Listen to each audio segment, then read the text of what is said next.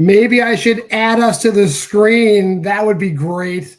Welcome to John versus episode 4. I was just so wrapped up watching myself. I just forgot to add us. It's cool. We'll just leave that in. That's fine. With me this week, Mr. Henry Confidential, Horror Confidential. Henry, how you feeling?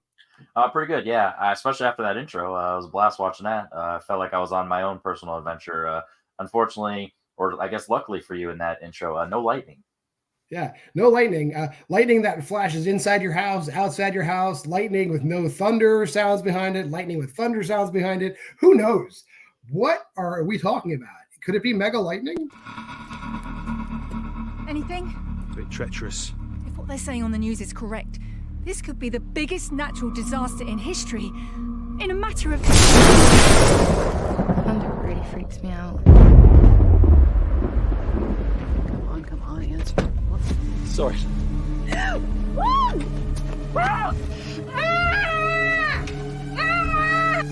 Afternoon, girls.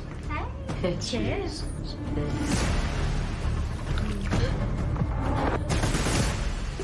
Get out! It's just a bit of lightning. Polly, get out now! Polly, get out now!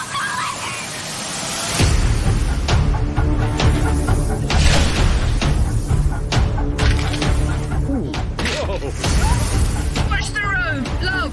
Pull up, pull up!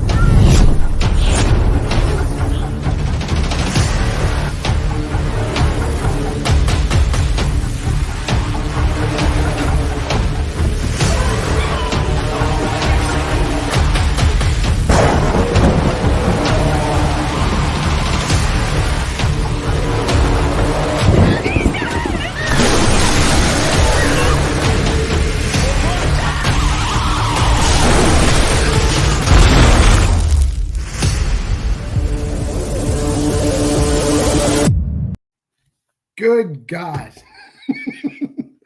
I want to just preface this. We're still Jagged Edge ITN. This is before Winnie the Pooh, Blood and Honey. So that's why the CGI is fucking horrible. But Henry, your initial thoughts.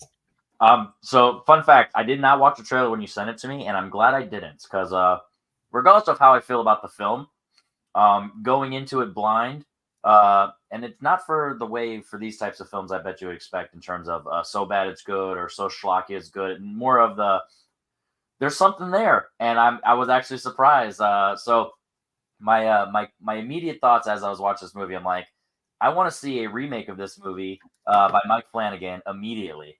And Mike Flanagan, but hear me out. Take out all of the B movie, the clear B movie aspects of the horror, disaster elements of it. Use that as the crux of the story that we have, and do the kidnapping story and all that stuff. Which I didn't, like I said, I did not watch trailers. So when I saw that, I was like, okay, there's definitely 3 completely different movies going on at the same time, and in this B movie, format doesn't work. But like, in theory, if Mike Flanagan remade this, could be kind of cool. I'm thinking we probably don't even need. Maybe we don't go Mike Flanagan. This needs like a '90s disaster movie director. You got to bring in like Roland Emmerich to like knock this shit out of the park. So we need Independence Day, Deep Impact, Armageddon, Michael Bay. Bring in Michael Bay. He'd do a bang up job with this. But Mega Lightning, which is just from the jump, what a on the nose title for a movie. Not a name I would ever give to a movie ever, even if the movie is about Mega Lightning, which is what this movie's about. But do you want to take a crack at like describing this? If you had to describe the plot under duress, what would you say this movie's about? Plot A. There is the biggest storm, as you saw in the trailer, the biggest storm in the history of mankind, essentially. And it's like a mega storm. I think it really starts off, the mega storm is just essentially a big storm that's not a tsunami or a hurricane, really just a big storm. So the lightning version of that, essentially, as I was watching this, I was thinking, like, is this like Jaws the Revenge, where the lightning is just attacking people? So the lightning. Yeah. What do we do to the lightning? Yeah. So two sisters kind of hang out with their boys as their parents go out on a date night or a retreat, however you want to really describe it. And in the midst of that, there's also another side plot where a random, which we know nothing about, which Mike Flanagan would do a great job of getting into that. But we have a random, murderer / kidnapper, Job deal. You know what I mean? And it's very biblical, but like half the time he's just talking normal, half the time he's talking Shakespearean. It was really weird of just like the tonal shifts back and forth with him. And all of a sudden, all three storylines eventually come together and to an epic conclusion of I don't know. Yeah, of Mega Lightning. Yeah. I think we start off in this movie and they set the tone real early. It's such classic Jagged Edge for me because Michael Massey, who's the long-haired guy you see in the beginning, he's in like every single one of these movies, and then the lady who I don't recognize, they're in the woods, just in the woods, and they're there because they seem to know that there's some kind of like climate change event going on. But then they're like just way in over their heads, and they know they need to run from this storm. And above their heads, it is the worst CGI like sky ever.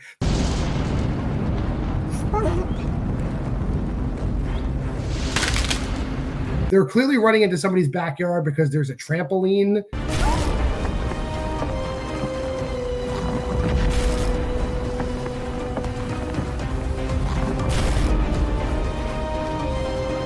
In the background, all kinds of shit. And then they are both killed by the worst CGI effects.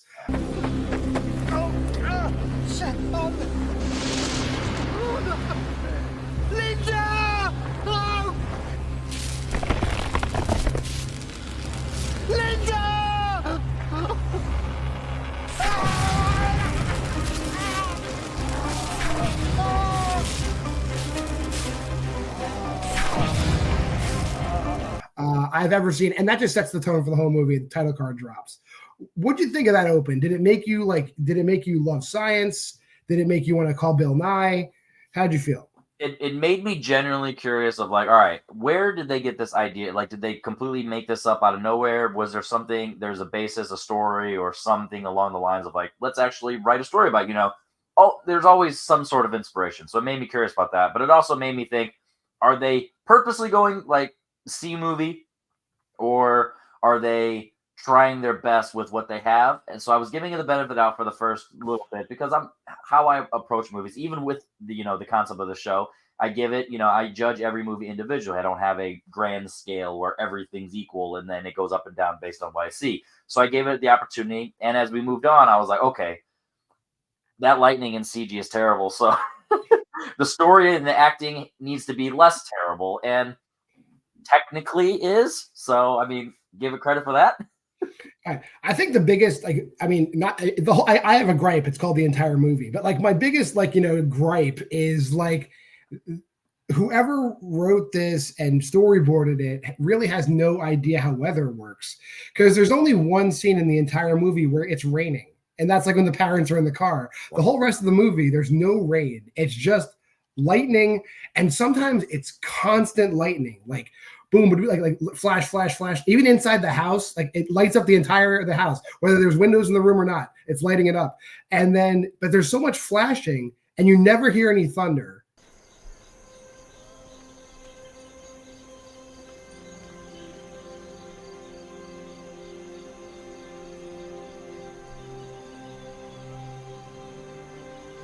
Or sometimes there's flashing and you hear some thunder, but with the amount of lightning you're seeing, it should just be the crack of the lightning. That's it.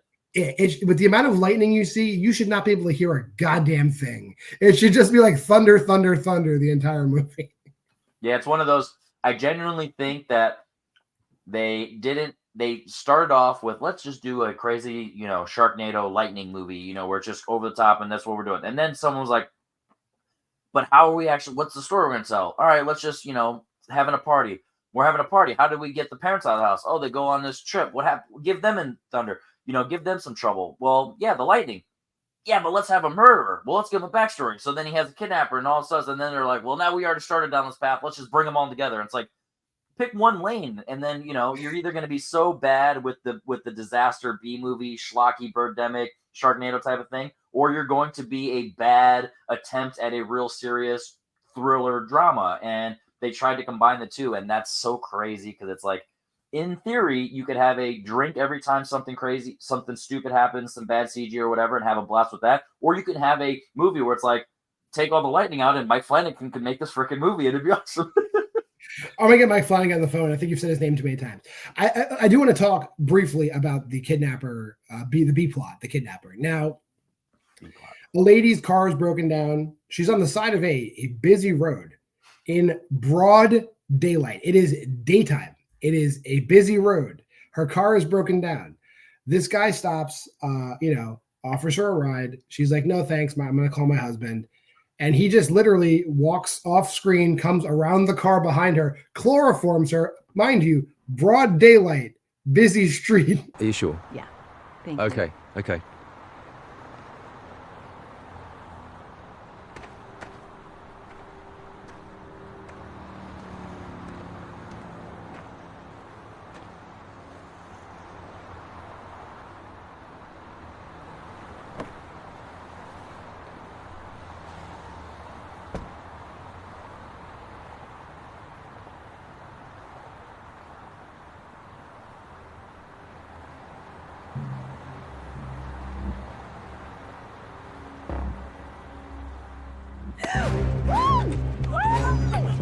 Chloroforms her and kidnaps her. Like, kudos.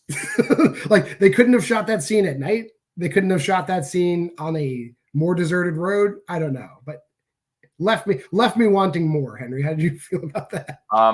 It was one of those things where I genuinely was like, all right, what is this? First of all, like once again, I did not watch the trailer, so I wasn't expecting this E-plot, you know what I mean? Like, I didn't know exactly what we're going with this. So I was like, what are we doing? Like, what does this have to do with lightning? Like, whatever. And then the whole, I actually gave her kudos for being smart. She's like, nah, instead of in this type of movie, she's like, yeah, come on, or as someone who'd recently watched The House of Jack Built, I could go in a very different way as well.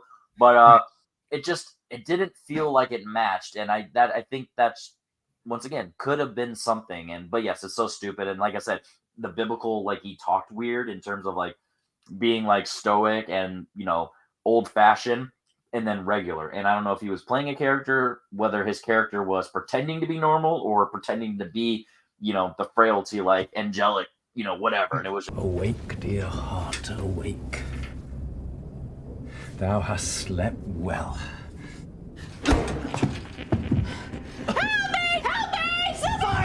One more word and I will chide thee. I think that's just how they show someone's crazy. It's like, we're going to throw in Shakespearean verbs. You're going to say doth and dotes and a bunch of stuff every other line. Lie there, my lord. Wipe thine eyes. Have comfort. Just say that. And you're going to get really close to girls' faces and kiss them on the cheeks a lot. You're going to do that a lot. And you're going to have a knife, but you're never going to stab anybody with it. You're just going to brandish it a lot. Oh, by the way, again, like with every, a sword. Yeah, with every other Jagged Edge movie, I got to say, fight choreography is chef's kiss, as usual in this movie. We'll get to that later. But yeah, the main plot now is the two sisters, Meg and Corin. Their parents are going away for like a parents' getaway because they got to get it into. They're living with their two adult daughters. They can't have sex in the house. They're going to go off in the country. But these girls got boyfriends. I was genuinely curious, like the ambiguous age of like, are they like, they're not teenagers, so they're talking about drinking. They're college age girls. Yeah. And it was just like, what is no backstory for anyone? Like, no, you don't know. They kept like the one girl, I think Meg, the main character, I guess, I don't even know which one of the girls is the main character, but the one we see first, Meg, the redhead, her backstory is like she had a bad ex-boyfriend. Yeah. So she's making this dude wait. Yeah. But he's a good dude. He's not pressuring her. He's keeping it PG-13. He's playing the long game. And so you got to also constantly bringing it up and also constantly reminding her, hey, I want to do this. So yeah.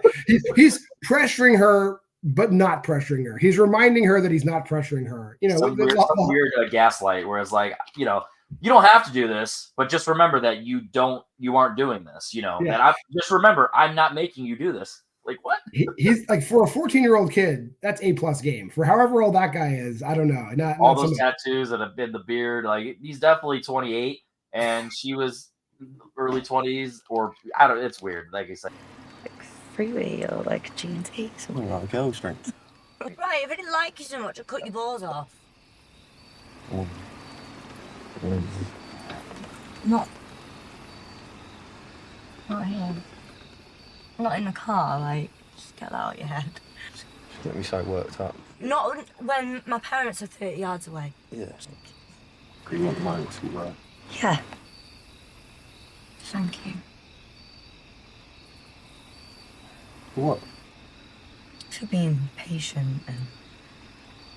Yeah, it's fine. Go home, have a cold shower, sort myself out. everything's so ambiguous in this movie. Yeah, so that guy, and then her sister also has a boyfriend who's just like generic guy, and then they also invited 2 friends to the party as well, but they somehow, even though it's their friend's house, like it's their friends, and they know where they live, and they know where their friends live, but somehow they get lost in the same town they live in, and they're nowhere near the suburbs. They're also now in the forest, lost, and you know, I'll be goddamn, that mega lightning goes right after him.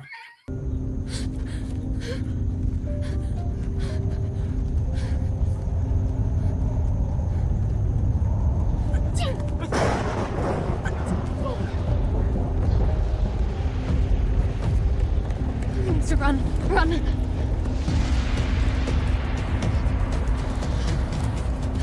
Wait! What? I need to tell you something.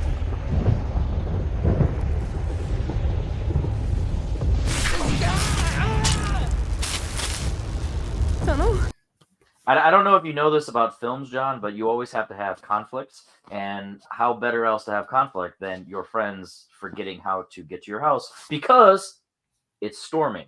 You know, that makes sense. Because if it's raining, I would not know how to get to your house, even though I've been there 10,000 times. Just if it was raining. However, it's just an overcast sky with nonstop lightning. You got to think about the effects of the lightning. They were able to Windows paint lightning into this film, but you're not going to be able to do water. What is this, Avatar? Is this Finding Nemo? Like, no, there's no way you're going to get water, dude. But lightning? It's crazy though, because Jagged Edge, like I've said before, they have shot Christmas themed movies in the summertime, and they have CGI'd snow over lush green landscapes. So I know they can do it. They just got lazy for mega lightning. I think it's so. I genuinely think with these types of movies, they got to know that they are doing, like, not doing it right, because there's no way that you can just be that ambivalent of like, hey, maybe there should be water here. Maybe or maybe we should have specks of water. Like we'll just spray them with a little thing to showcase that at some point they were wet and it stopped raining. But like it was raining earlier. Yeah, they must have hit the jackpot with the scene when the parents are driving to the because that's the only scene where it's raining. And they make a huge deal out of it. They're about, oh, holy shit, we got real rain. Let's get in the car. Let's do a lot of dialogue centered around the fact that they can't see. The bring up the wipers. The wipe because they mentioned that they're like the one wiper's not working. I told you to change those. Did you see that? Rain doesn't get any worse. The right-hand wiper doesn't work very well. I keep telling you to replace it. I'll get round to it. Yeah, that was great. I mean, that was great improv if it was. That was improv. But then the funny thing is then it cuts like the overhead shot, like the Midsommar shot of the car, and it's not raining. But any other car that's parked on the side of the road is being struck by lightning and exploding. As lightning does. Lightning just strikes cars and makes them explode.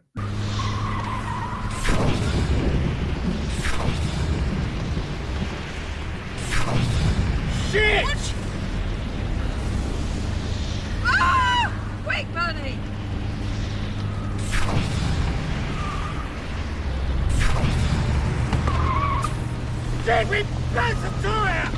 No, Mega Lightning does, John. Come on, Mega sorry, Lightning. Okay, I guess it's unfair. It's unfair to not classify this as Mega Lightning.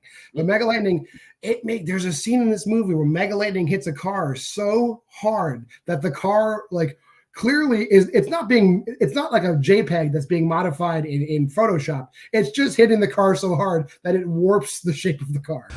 Look out, Dart!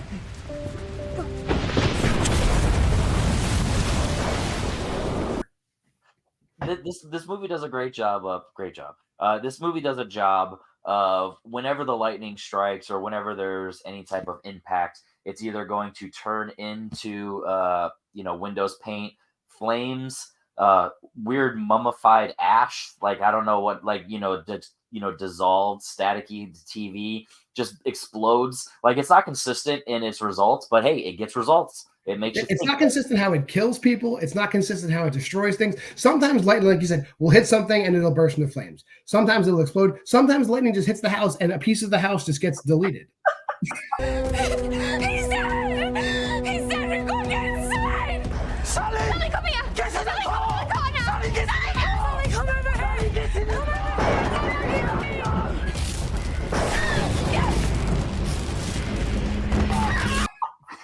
click. It's like click, erase. Good. Hit action. And then when you're inside the house. We should blend that a little bit better so it clearly, it looks like it's dissolving. No, let's just get it out of there. That's all we need. The audience that are watching this movie don't care about that. Yeah, when they're inside the house and like lightning strikes the house, like you're just looking at a white wall and they just kind of draw black cracks on it. Like, there we go. That looks right.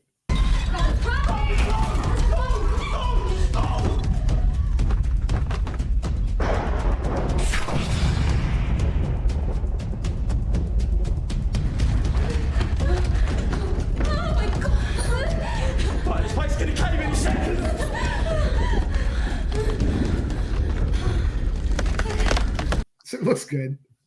So genuinely speaking, what are your thoughts of the actual B plot? Like once we get into it, like of that character, like take the lightning storyline out of it, just that character alone. Like if that was in a different movie, the same exact beat for beat how we got it, but take your mindset out of the lightning aspect. What are your thoughts on just that, what they did there? So let's say a guy kidnaps a girl. The parents go on vacation. Their car breaks down near the house. Something happens to the father, and then the mother gets kidnapped by the same guy.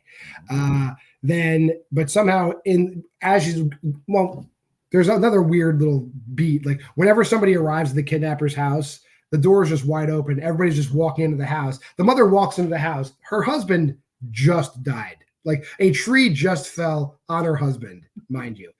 She just calmly calls her daughter. She's like, I'm at the Southwest Cottage House. And then, whatever. So they know, we got to go get them. So they go get them, and then the daughters arrive there. I don't know. I'd say like the fight choreography, like I said, A+ as usual. But the fact that like you have 3 girls, they're all armed. This guy just has a knife. They literally hit him in the chest with a sledge. Well, the one girl gets killed, but they hit him in that. They Freddy Krueger sledgehammer him in the chest.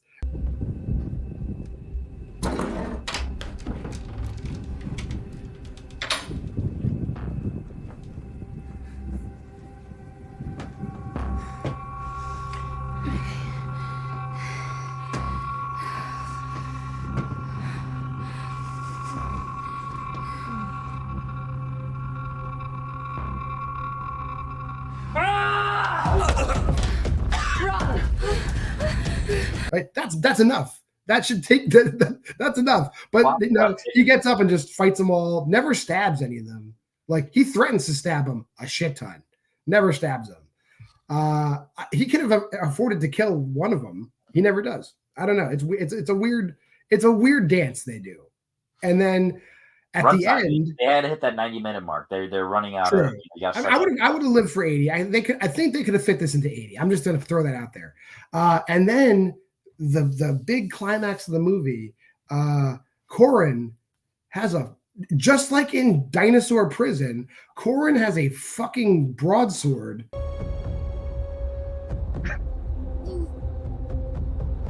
Oh, terrible.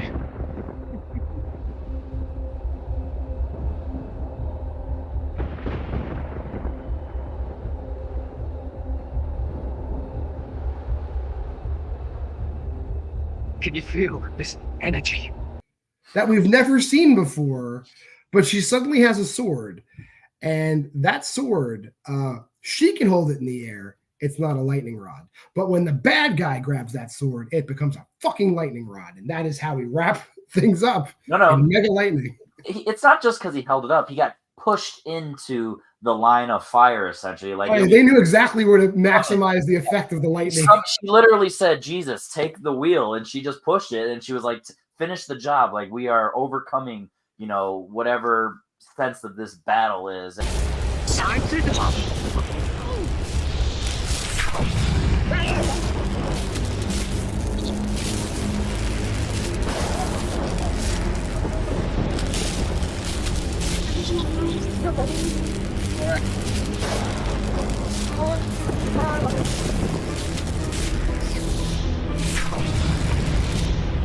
And this made me laugh because when I was thinking of two things. One, when you were describing the fight, how he has these weapons and doesn't do anything. It reminded me of Scream 6 when Dylan McDermott has the gun and instead of shooting, he just runs at her. Ah! Yes.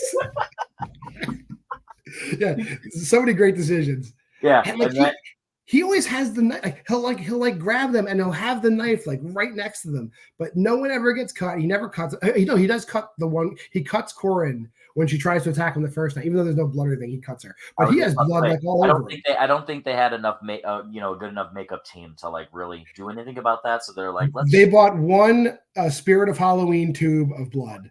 And they had to ration it because they put it all over the dad. Even though the dad got hit by a tree, they just smeared blood all over his face. That's how you know you're dead.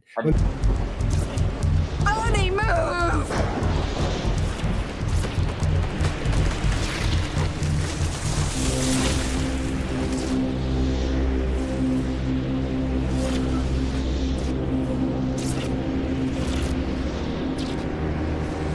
There's blood smeared all over your face. You are dead. I mean, that's literally that, one for one for sure. Once again, I love that when she just pushes them because, like I talked about earlier, how lightning blew people up at one point, turned into ash. This one, it just goes around him like barbed wire. Like it looks like it just wrapped. It's like the movie Shocker. They use the effects from Shocker on him. And what was that from like 85 or something like that? It was a long time ago. It was like late 80s, 89. Yeah. So it's like it looked the exact same, maybe even worse, probably worse.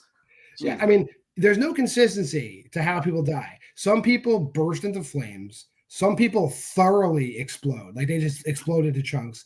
The boyfriend's just his head explodes, and then the bad guy just gets electrocuted. Like it's just a general electrocution. So this lightning, total bag of tricks. We don't know what the lightning is going to do. It's kind of like Jason or Michael Myers. Like you're not just getting electrocuted. You have so many ways. Very versatile lightning.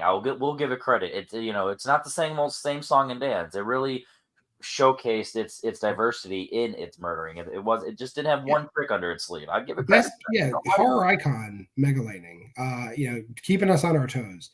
Go ahead.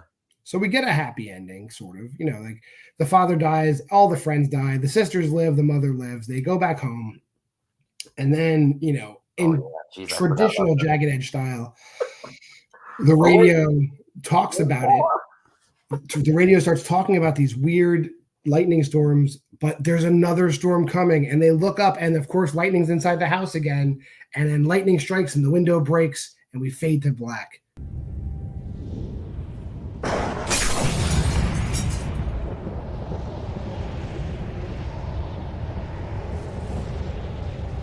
It's back. Mega Lightning. I will give it credit. It set it up. The Wi-Fi's down. Is that a coincidence? They said that's some good writing. They're like, the Wi-Fi's down. They built up the suspense, and then 10 seconds later, it's over. But they built it up. I do genuinely, when you're talking about earlier with it being too long, if they didn't waste time with that goofy, highway scene, and then the mom just is, the dad dies and she's just looking for a place of safety, some shelter in non-rain lightning. And then she happens to stumble upon this guy. And then now you find out at first it looks like he's a good guy, and then open up the door and then you have a kidnapped girl. And now she's kidnapped. You're like, oh my God, that's a twist. It came out of nowhere, instead of like, nope, we just had a broad daylight highway kidnapping. Mom, you're next. Yeah. Also, we're gonna invite your daughter. Just come on by. I think the other piece is just like how convenient the lightning is. Like it gives you that sense of dread from the beginning that if you are outside, you're dead, right? However, the two sisters are outside more than anybody else in this movie. In fact, there's a scene. You're dead if you're not the two sisters. Yeah, there's a scene where after the boyfriend dies, Meg has like a semi-nervous breakdown where her and her sister are lying on the ground, and she clearly touches her breast. Like there's some groping, and they're just lying on the ground, hanging out, and lightning never strikes them. I can't, please. It's okay. Come here. I can't live it anymore. I can't.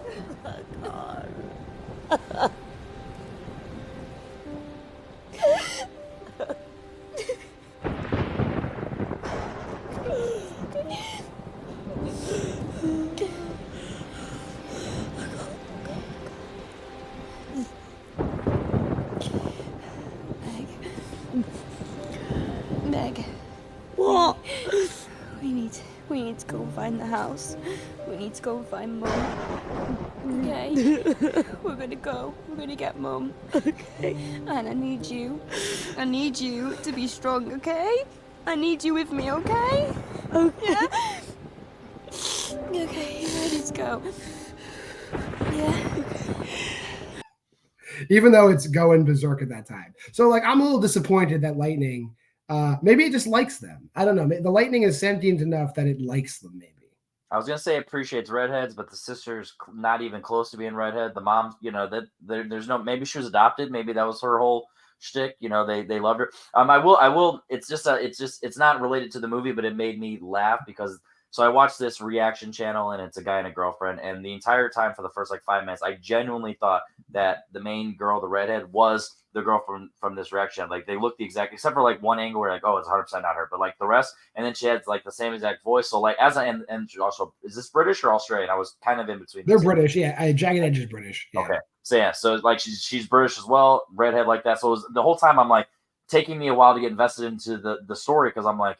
What is that her? Is it not? So as I'm watching, I'm just like, Jesus Christ, that's so awesome. So I'm actually at first I'm like, man, I need to love it because I like her as a creator. And then as I realize it's not, I'm like, now am I mad at it? They should have did that, But Mike Flanagan, when you do remake this movie, grab that girl. She did a great job for what she was given. Give her a couple tips, put her in the right direction, and she can really, she could be something. She definitely, other than how do I say this? Convincing crying, convincing fear. Yeah. Mike Flanagan will cast his wife as the mother. That is guaranteed. She's going to be in the movie, so I'm calling it now.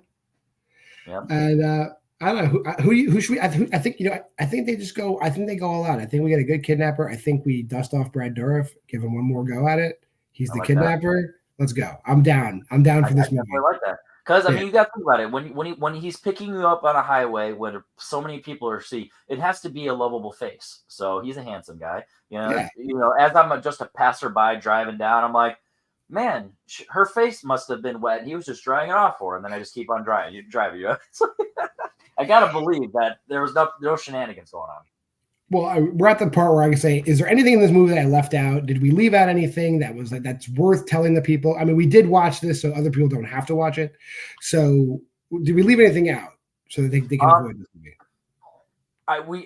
I genuinely think, even though we described, I genuinely think we did not really hit home how bad this is. It's. Oh, I'm gonna put clips throughout us talking, so don't worry. Okay, Because oh my god, dude, the CG, as much as I was willing to be forgiving, and by the end of it, I'm gonna admit I did not hate my life watching this, even if it's so bad it's a good type of, I don't know, but I didn't hate it. So as I watch it, but every time the CG popped up, I'm like, oh my god, dude, I what's the budget on this? I'm genuinely curious because it's if you can find the budget.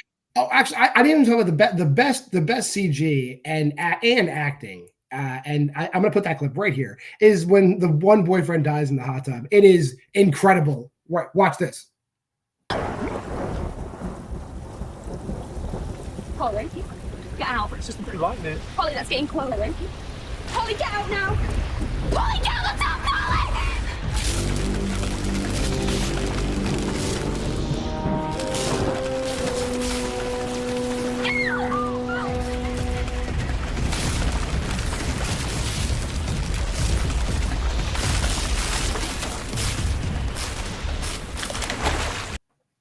cool. There you go. I just gave you the best scene of the movie, everybody. But anyway, we're kind of we'll wind it down here. Henry, I appreciate having you this week. Where can people find you if they want more of these stylings? It's currently during the holiday season, so I'm taking a quick break from anything YouTube. But as always, live confidential action for live videos. Henry Confidential if I eventually make regular videos, and follow me on Letterboxd, H Confidential, where I will be giving this movie 2 stars because I did hate myself. 2 stars. Holy shit. Merry Christmas, Jagged Edge. 2 stars. If you like this, if you got this far in the video and you liked it, like, subscribe, comment, share, go to the Facebook page, join that. Henry's there. You can talk to him. Also, this week coming up, I think Thursday, Why We Love Horror will be back. I believe we're doing Dream Scenario because that's out this week. We'll be reviewing that next week. This coming Friday on Why We Love Horror Trivia. It's the last match of the round 1 of the tournament. Never Sober, Sometimes Scary, which is Anthony Tisdall. The champ, Luis Boos, versus who's left? The Skeleton Crew. Eric Ibarra Moreno and Jacob Cameron. And I believe we're taping a singles match. I don't know. It might be you and Antonio. It might be Will and Richie. One of those matches is coming up. We'll have it. Just be there. Until next time, I'm JWMaher. That's Henry Confidential. This has been Versus.